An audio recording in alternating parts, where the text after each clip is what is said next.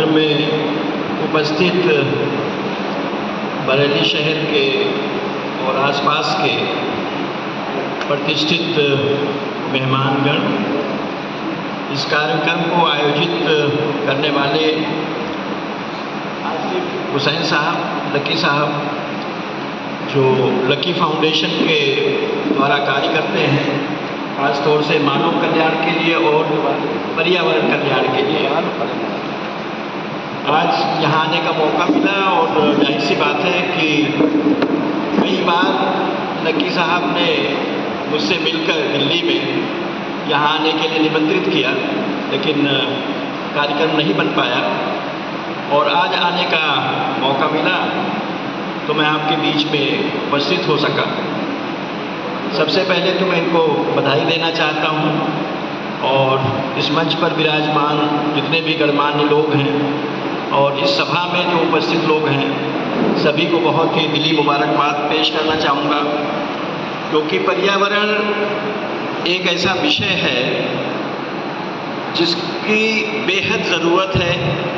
ईश्वर ने, भगवान ने, खुदा ने इस प्रकृति की रचना की और इस प्रकृति की रचना करने के बाद इंसान को इस पृथ्वी पर भेजा। आप जानते हैं कि आपके लिए नदियाँ, तालाब, झीलें, पहाड़, पर्वत, ज़मीनें, आसमान, समंदर सब कुछ बना दिया। इसके बाद इंसान को पैदा किया। इंसान को पैदा करने का लक्ष्य यही था कि आप के लिए सारी चीज़ें हमने बना दी हैं, आप इसका इस्तेमाल करें, लेकिन इसके आप मालिक नहीं हैं।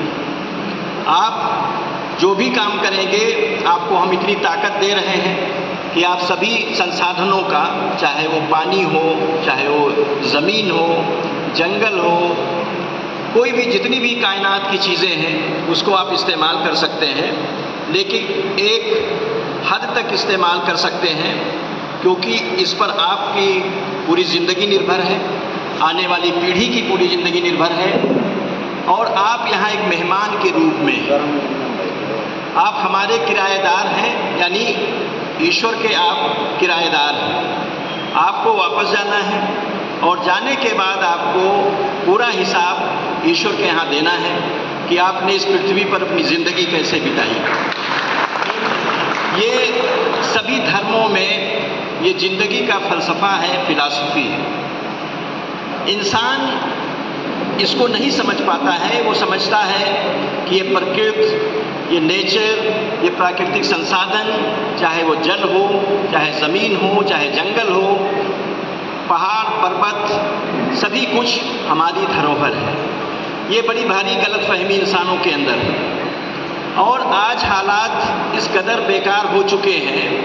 अगर आप बात करें ख़ास तौर से ज़मीनों की, अभी मैं दौरा करके कुमायूं के कई ज़िलों से वापस लौट रहा हूँ।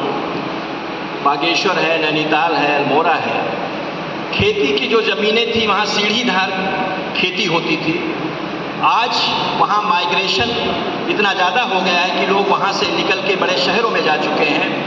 आज वो सीढ़ीदार खेत खत्म हो रहे हैं। आप जानते हैं कि सीढ़ीदार खेत खत्म होने से एक तो उनकी जीविका प्रभावित हुई, खाद्यान्न यानी फूड प्रोडक्शन नहीं हो पाया। दूसरी बात, जो बारिश का पानी होता था वो बहकर सीधा नदी में बह जाता है, ज़मीन में नहीं जाता है।